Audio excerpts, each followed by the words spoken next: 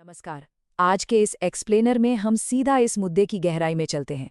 मई 2026 में उत्तर प्रदेश में जो हुआ, देखिए, वो कोई आम मौसमी घटना नहीं थी। धूल का विशाल गुबार, टूटते हुए पेड़ और दिन के उजाले में अचानक छा जाने वाला वो घना अंधेरा, एक एनवायरमेंटल जर्नलिस्ट के नज़रिए से कहूँ तो ये हमारे लिए एक बहुत बड़ी चेतावनी है। आज हम सिर्फ एक त्रासदी की बात नहीं करेंगे, बल्कि उन फैक्ट्स, उस साइंस और क्लाइमेट चेंज की कड़ियों को जोड़ेंगे जो इस विनाशकारी तूफान के पीछे छिपी हैं। जरा इस नंबर पर गौर करिए। 130, जी हाँ, 130 किलोमीटर प्रति घंटे की वो खौफनाक रफ्तार थी जिस पर हवाओं ने पूरे इलाके को अपनी चपेट में ले लिया था। अब इतनी तेज गति से जब हवा चलती है ना, तो पक्के ढांचे भी तिनके की तरह उड़ने लगते हैं। और यही वजह है कि ये कोई साधारण आंधी नहीं, बल्कि एक भयानक आपदा बन गई। और इन तेज हवाओं का नतीजा क्या हुआ? 117। देखिए, ये सिर्फ एक नंबर या आंकड़ा नहीं है, ये उन 117 अनमोल जिंदगियों की संख्या है जो इस अचानक आई तबाही में खत्म हो गई। इतनी बड़ी मानवीय क्षति, यही वो मुख्य कारण है कि क्यों इस तूफान के पीछे की साइंस का एक निष्पक्ष विश्लेषण करना हम सबके लिए बेहद जरूरी है। तो आज के इस एक्सप्लेनर का रोड मैप क्या रहेगा? बहुत सिंपल है। पहले हम इस जानलेवा यूपी तूफान को देखेंगे, फिर समझेंगे खतरनाक मौसम की पहचान कैसे की जाए। उसके बाद इस सब में ग्लोबल वार्मिंग का क्या रोल है, और आखिर में तूफान से बचने के सबसे जरूरी सेफ्टी रूल्स। तो चलिए सबसे पहले ग्राउंड जीरो पर चलते हैं, यानी इस जानलेवा यूपी तूफान के बीच। अगर हम तबाही का नक्शा देखें तो प्रयागराज का हाल सबसे बुरा था। अकेले वहां 21 मौतें दर्ज की गईं। इसके अलावा मिर्जापुर, बदोही, कानपुर, लगभग हर जगह यही कहर दिखा। लोगों के लिए मुख्य खतरे क्या थे? विशाल पेड़ों का उखड़कर गिरना, हवा में उड़ते हुए भारी टीन शीट्स और आसमान से गिरती बिजली। इन्हीं वजहों से इतनी बड़ी तादाद में लोगों ने अपनी जान गंवाई। अब एक बड़ा इंटरेस्टिंग पॉइंट देखिए। जिस वक्त हमारे डोमेस्टिक मीडिया का ध्यान दूसरी जियोपॉलिटिकल खबरों पर लगा था, ठीक उसी दौरान रूस, यूएई और सिंगापुर जैसे देशों की तरफ से ऑफिशियली शोक संदेश आ रहे थे। ये अपने आप में दिखाता है कि इस त्रासदी का स्केल कितना बड़ा था कि इसकी गूंज इंटरनेशनल लेवल तक पहुंच गई। राहत के मोर्चे पर लोकल एडमिनिस्ट्रेशन ने तुरंत एक्शन लिया और पीड़ित परिवारों के लिए 4 लाख रुपए के सरकारी मुआवजे का ऐलान किया।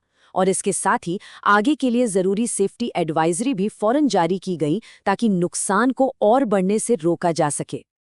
अब आते हैं हमारे दूसरे और सबसे अहम हिस्से पर। हम ऐसे खतरनाक मौसम को पहले ही कैसे पहचान सकते हैं? हर तूफान के पीछे एक ट्रिगर होता है, और यहाँ वो ट्रिगर था जानलेवा गर्मी। इन टेम्परेचर्स को देखिए जरा।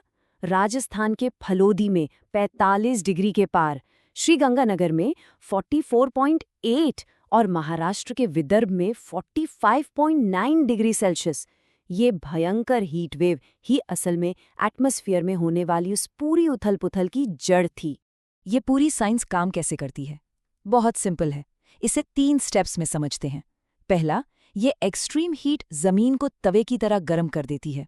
दूसरा, जमीन के पास वाली हवा गर्म होकर बहुत तेजी से ऊपर उठती है, जिससे नीचे एक वैक्यूम यानी लो प्रेशर की खाली जगह बन जाती है। और तीसरा, इस खाली जगह को भरने के लिए ठंडी हवाएं एकदम पागलों की तरह हिंसक तरीके से अंदर की तरफ दौड़ती हैं। और बस यही हिंसक बहाव इस तबाही का रूप ले लेता है। मौसम विज्ञान की भाषा में इस पूरी प्रक्रिया को थंडर स्क्वॉल कहा जाता है। मतलब एक ऐसी अचानक और हिंसक आंधी जिसके साथ तेज बिजली चमकती है और बारिश होती है। ये हवा के दबाव में होने वाले उसी अचानक बदलाव का नतीजा है जिसे हमने अभी समझा। इस टर्म को याद रखिएगा, ये आगे बहुत काम आएगा। तो अब सवाल है कि आप और हम इसकी पहचान कैसे करें? इसका जवाब आसमान में है।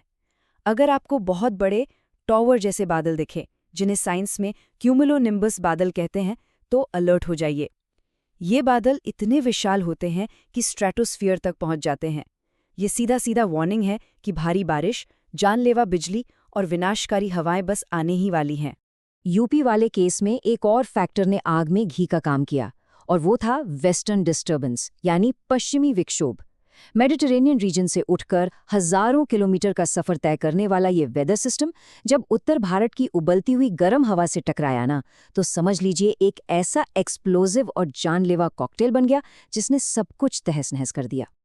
और यहीं से हम जुड़ते हैं अपने तीसरे पहलू से, इस सब में ग्लोबल वार्मिंग का क्या इम्पैक्ट है। एक एनवायरमेंटल जर्नलिस्ट के तौर पर मेरे लिए ये सबसे बड़ी चिंता की बात है। हो क्या रहा है? ग्लोबल वार्मिंग की वजह से हीट वेव की इंटेंसिटी लगातार बढ़ती जा रही है, एटमॉस्फेयर में इंस्टेबिलिटी बढ़ रही है, और सबसे डरावनी बात, ये एक्सट्रीम वेदर इवेंट्स अब बहुत फ्रिक्वेंट हो गए हैं। साइंस बिल्कुल क्लियर है, तापमान का बढ़ना सीधे तौर पर इन खतरनाक तूफानों को जन्म दे रहा है। पहले क्या होता था, मौसम का एक फिक्स्ड पैटर्न था, हम अंदाजा लगा सकते थे। लेकिन अब वो पुरानी बातें भूल जाइए। आज का मौसम हाई वोल्टेज और एक्सप्लोसिव हो चुका है। अत्यधिक गर्मी के कारण उत्तर भारत जैसे सेंसिटिव इलाकों में तो पुराने नियम अब काम ही नहीं करते। वहां चरम मौसम ही अब नई सच्चाई बन गया है। अब सबसे अहम सवाल, इन तूफानों से बचे कैसे? चलिए बात करते हैं कुछ बेहद जरूरी सेफ्टी प्रोटोकॉल्स पर। सबसे पहली बात, मौसम विभाग की वार्निंग को हल्के में मत लीजिए। उनका साफ कहना है कि जब तक मॉनसून पूरी तरह से सेट नहीं हो जाता, तब तक ऐसे हिंसक तूफानों का रिस्क बहुत हाई बना रहेगा। ये जो प्री मॉनसून का टाइम होता है ना, इसमें आपको लगातार अलर्ट रहना ही होगा। तो जब ऐसा थंडर स्क्वाल आ जाए तो तुरंत क्या करना है, ध्यान से सुनिए। पेड़ों के नीचे तो भूल कर भी खड़े मत होइए। टीन शेड के आसपास भी नहीं जाना है। अगर आप किसी खुले मैदान में हैं तो फौरन वहां से निकल जाइए। बिजली के खंभों से एकदम दूर रहिए और हमेशा किसी पक्की कंक्रीट की बिल्डिंग में पनाह लीजिए। यकीन मानिए, उस अफरा तफरी में लिया गया आपका एक सही फैसला आपकी जान बचा सकता है। तो इस पूरे एक्सप्लेनर का बॉटम लाइन क्या है? देखिए, सवाल ये नहीं है कि अगला तूफान आएगा या नहीं, क्योंकि क्लाइमेट चेंज के इस दौर में वो तो निश्चित रूप से आएगा। असली सवाल ये है कि क्या हम उसके लिए तैयार हैं? ये सही जानकारी और आपकी सतर्कता ही हमारी सबसे बड़ी ढाल है। आज के इस एक्सप्लेनर में जुड़ने के लिए आपका बहुत बहुत शुक्रिया। अलर्ट रहिए और सबसे जरूरी, सुरक्षित रहिए।